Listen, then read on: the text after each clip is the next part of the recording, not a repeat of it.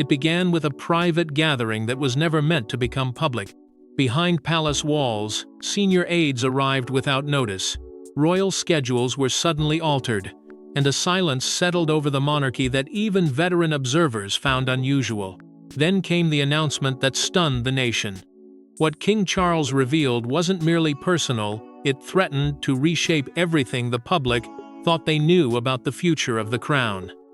Before we go deeper into what this really means for the royal family, make sure to subscribe so you don't miss a single update.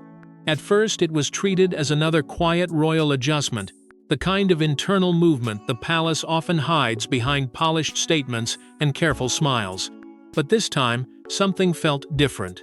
Reports suggest that senior officials were summoned with unusual urgency, not for a celebration, not for a ceremonial matter, but for a deeply private family discussion that had suddenly become impossible to contain.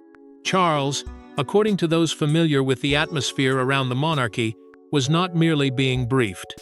He was personally guiding the final words, weighing every phrase, knowing that once this announcement reached the public, it could not be pulled back into silence. Rumors began spreading almost immediately. Some whispered it concerned his children. Others believed it involved the future role of William and Catherine. A few suspected something far more emotional, that the king, weakened by years of strain and aware of the heavy shadow of legacy, was preparing the country wishes he had kept buried beneath duty. Palace aides reportedly tried to cool the speculation, but their restraint only sharpened the mystery. Schedules shifted, conversations tightened, familiar voices went quiet, and then, when the announcement finally broke, it landed with the force of a sealed royal letter being opened before the nation. Charles had crossed a line monarchs rarely cross. He had allowed private family desire to enter the public story of the crown. For some, it felt human. For others, it felt dangerous. Because once a king reveals what he wants behind closed doors, the country begins asking what that means for the throne itself, for William's future, for Catherine's place beside him, and for the fragile peace inside the House of Windsor. But the announcement itself was only the beginning, because its roots stretched back years, to private wishes Charles had guarded in silence. For years, King Charles carefully separated his public responsibilities from his private hopes. Yet those closest to him knew there were deeply personal wishes he rarely discussed. Now, for the first time, fragments of those private intentions were emerging into the light, and they carried consequences no one expected. To the nation, Charles had always been expected to stand as the symbol of order, the man who inherited not only a throne, but the burden of keeping centuries of royal tradition intact. But behind that public duty was a father who had lived through family storms, painful divisions, public criticism, and the slow breaking of bonds that once seemed unshakable. Reports suggest that Charles had long worried about what would happen to the family after him, not simply in terms of titles or ceremonies, but in terms of loyalty, forgiveness, and survival. He knew the monarchy could survive scandal because it had done so before. What he feared, according to whispers around royal circles, was something more dangerous. A family so divided that even the crown could no longer hide the cracks. That is why his private wishes mattered. They were not small desires written in the margins of royal life. They were said to be deeply connected to unity, legacy, and the future shape of the House of Windsor. Senior family members had reportedly been part of quiet conversations over the years, discussions that touched on old wounds, future responsibilities, and the painful question of who could truly be trusted to protect the institution when Charles was no longer able to hold the center. Tradition weighed heavily over every decision. Queen Elizabeth's long reign still stood like a shadow over the palace, reminding everyone that personal feelings must never be allowed to weaken duty.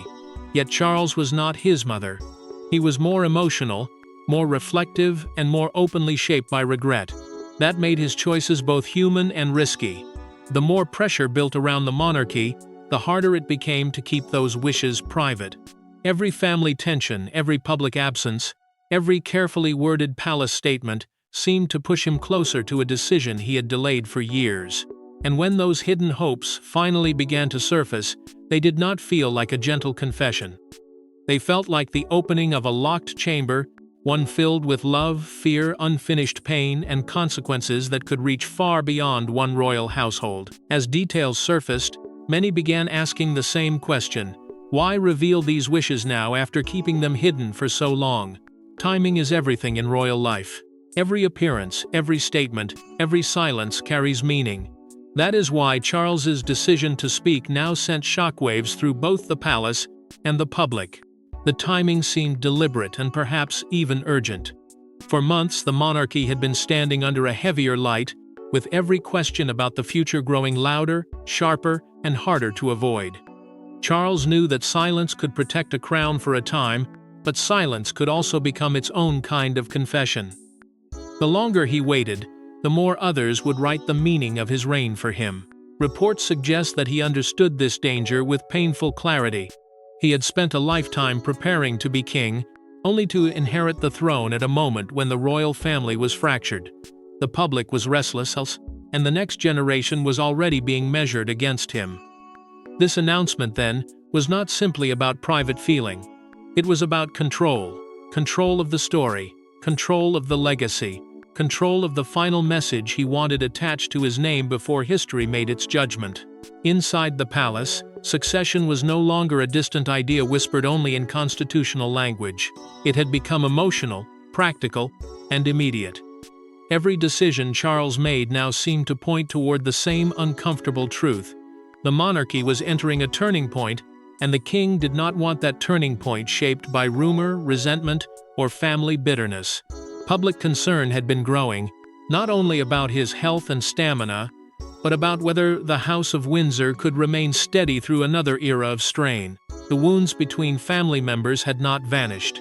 The pressures around William had intensified.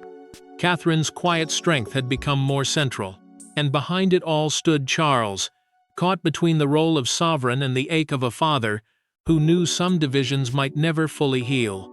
That is what made the timing feel so explosive. By revealing these wishes now, Charles seemed to be drawing a boundary before events could overtake him. Some saw it as courage. Others saw it as a warning, but few could deny that it carried the weight of a defining moment, the kind that does not announce itself with thunder, but with carefully chosen words that change the temperature of an entire institution. And as those words moved through the nation, one realization began to settle over royal watchers. This was not a passing statement. It was a signal that the private heart of the monarchy had entered the public stage. And once that happened, every royal relationship would be pulled into the storm. Yet the deeper people looked into the announcement, the clearer it became that this was not just about Charles, it involved the entire royal family. Inside royal circles, the reaction was immediate. Some reportedly welcomed Charles's honesty. Others were said to be caught completely off guard. While the public debated the meaning of his words, private conversations were unfolding that could have lasting consequences. For Prince William, the announcement carried a weight no outsider could fully measure.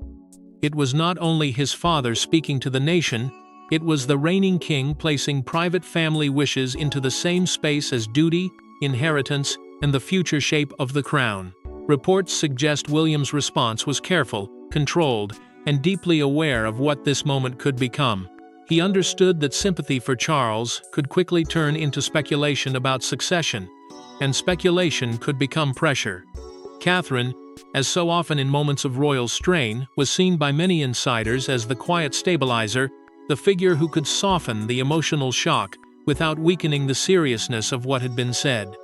Her role was not loud, but it mattered. In a family where every silence can be read as approval or resistance, steadiness becomes power. Senior royals, meanwhile, began examining the announcement through different lenses. Some saw it as a personal confession from a king who had carried too many burdens for too long. Others reportedly feared the public might misunderstand it as a sign of uncertainty, or worse, as proof that private family matters were beginning to overtake royal duty. That fear sent aides into motion. Statements had to be watched. Briefings had to be contained. Every phrase repeated by commentators carried risk, because the palace knew that one careless interpretation could open the door to a much larger drama. Behind the scenes, family conversations reportedly intensified. Old tensions were not erased by Charles's honesty. In some ways, they became harder to ignore. Who was included in his wishes? Who was left outside them? Who would benefit from this emotional repositioning of the monarchy, and who might feel exposed by it? These questions moved quietly through royal circles, but their impact was anything but quiet. The announcement had created a new emotional map inside the House of Windsor, with William standing closer than ever to the center, Catherine acting as the calm hand beside him, and senior figures measuring how much of Charles's private hope could safely become part of the public future. What made the moment so tense was not just what Charles said, it was what he did not say. In royal life, omissions can wound as sharply as words, and those omissions were now being studied with growing intensity. But if some family members were surprised, others appeared to recognize something far more significant hidden beneath Charles's message. At its heart, the announcement raised a question bigger than any single royal. It forced Britain to confront an uncomfortable reality. What kind of legacy does a monarch leave behind when duty and family collide? For Charles, that question was never simple. His entire life had been shaped by waiting, preparing, and carrying a responsibility that belonged to him long before the crown ever touched his reign. He had spent decades learning that monarchy is not built on personal happiness alone. It is built on sacrifice, restraint, and the painful art of putting the institution before the self. Yet now, in this fragile chapter, his private wishes had stepped into the same arena as his public duty, and that made the moment feel both deeply human and dangerously historic. Reports suggest that those close to the palace saw this not as a sudden emotional confession, but as the result of years of pressure gathering behind the royal gates. Charles wanted unity, he wanted dignity, he wanted the family he inherited, and the family he would leave behind to survive without tearing itself apart in public. But wanting peace and securing it are two very different things. British history is filled with monarchs who learned that lesson too late, rulers who believed family disputes could be contained until they became national dramas. That shadow now hung over Charles's announcement. Some members of the public viewed his words with sympathy, seeing a king trying to protect the people he loved while still honoring the crown. Others were less forgiving, asking whether a monarch should ever allow private hopes to influence the future direction of an institution that belongs to the nation. That division made the announcement even more powerful. It was not simply a royal update, it became a mirror, reflecting how people now see monarchy itself. Is the crown a family story filled with wounds, loyalty, and forgiveness? Or is it a sacred duty that must remain above personal desire, no matter how painful the cost? Charles had lived between those two worlds for decades, but now the distance between them seemed smaller than ever. Every word he chose carried the weight of what he wanted remembered. Not just the ceremonies, not just the titles, not just the public acts of service, but the emotional truth of a reign shaped by responsibility and regret. And as the debate spread from royal commentators to ordinary households, one point became impossible to ignore. Legacy was no longer something waiting at the end of Charles's reign. It was being written in real time, sentence by sentence, decision by decision, silence by silence. And the more the nation questioned what Charles meant, the more attention naturally turned toward the heir, who would one day inherit not only the throne, but every unresolved consequence attached to it. As debate intensified across the country, attention shifted toward the person most likely to carry that legacy forward. For Prince William, the announcement created an entirely new reality. Suddenly, conversations that once belonged to the future felt very present. Expectations grew heavier, responsibilities larger, and the path ahead more complicated than ever before. William had always known that one day the crown would come closer. But there is a difference between knowing a duty exists and feeling it begin to tighten around every part of life. Charles's words did not simply remind the public of William's future. They seemed to pull that future into the present, forcing people to look at him not only as a son, but as the man who would eventually inherit the unfinished story his father was still writing. Reports suggest that public scrutiny around William increased almost immediately, with every decision measured against the larger question of whether he could carry the monarchy through a more uncertain age. The next generation was no longer a distant promise. It was becoming the emotional center of the national conversation. William's role now appeared tied to Charles's private wishes in a way that was delicate, powerful, and potentially dangerous. If Charles wanted unity, William would be expected to protect it. If Charles wanted dignity, William would be judged by how carefully he preserved it. And if Charles's announcement had exposed old fractures, William would be the one expected to prevent those cracks from spreading into the reign that comes after. Catherine's presence beside him became even more important during this moment of pressure. She represented calm where there was noise, discipline where there was speculation, and quiet strength where the monarchy needed reassurance. Insiders often describe her influence not as forceful, but steady and anchored during the very storms that could pull others into panic. Together, William and Catherine seemed to symbolize the next chapter the public wanted to believe in. Modern enough to understand pain, traditional enough to respect duty, and careful enough to know that monarchy survives not through emotion alone, but through trust. Yet preparation for future leadership is never clean. It comes with grief, tension, comparison, and the heavy knowledge that every step forward also means someone else's reign is moving closer to its end. That emotional contrast gave the announcement its deeper force. Charles was speaking from the center of a reign still unfolding, but the nation was already studying the shape of what might follow.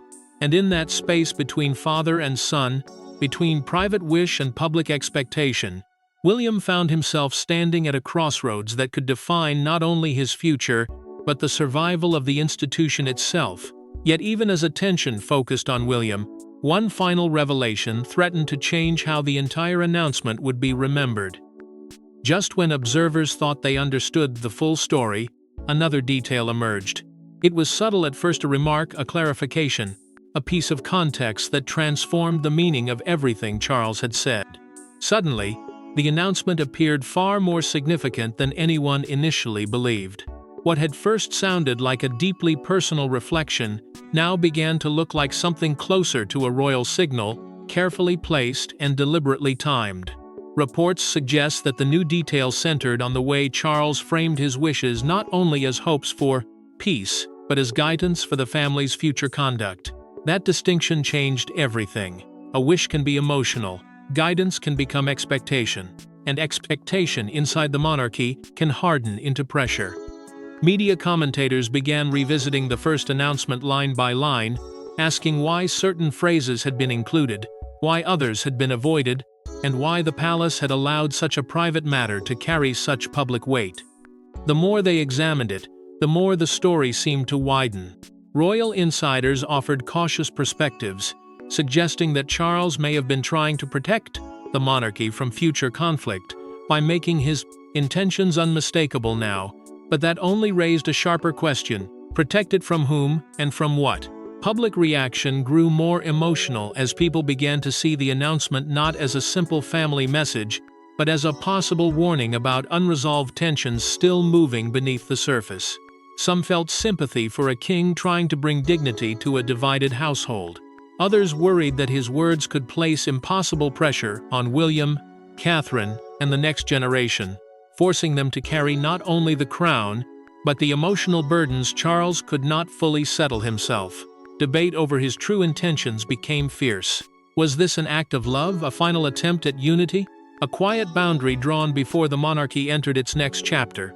Or was it, as some whispered, a carefully controlled revelation meant to prepare the public for decisions still to come? That uncertainty gave the moment its power, because the palace did not deny the emotional force of the announcement. It did not fully explain it either.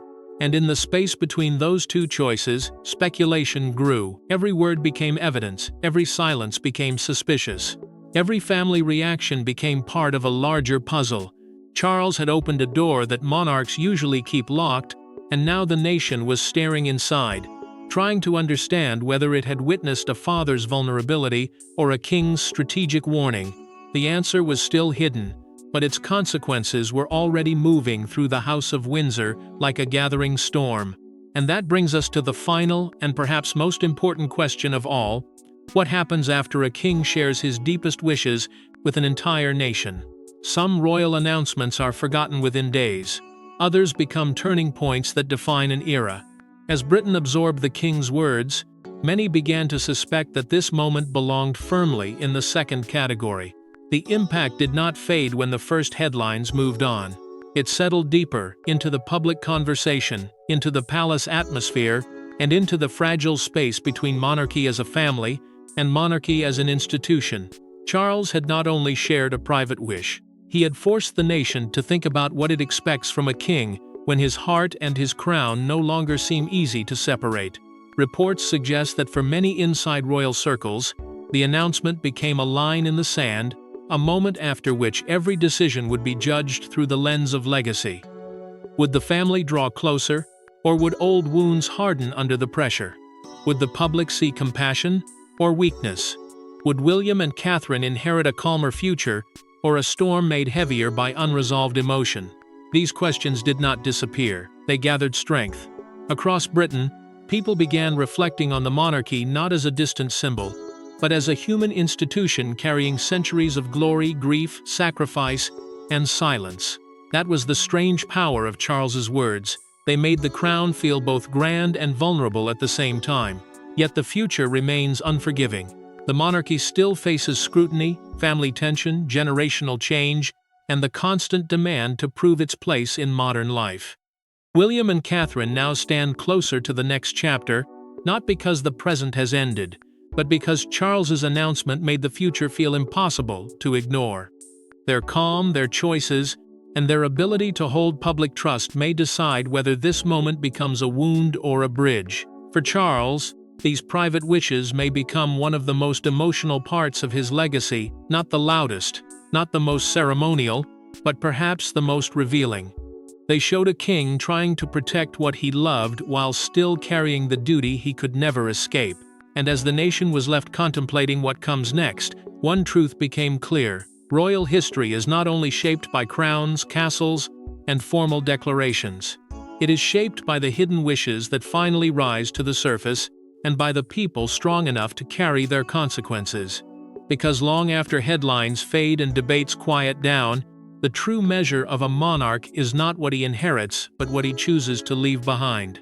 Thanks for watching. Please don't forget to like and subscribe, and we will see you in next one.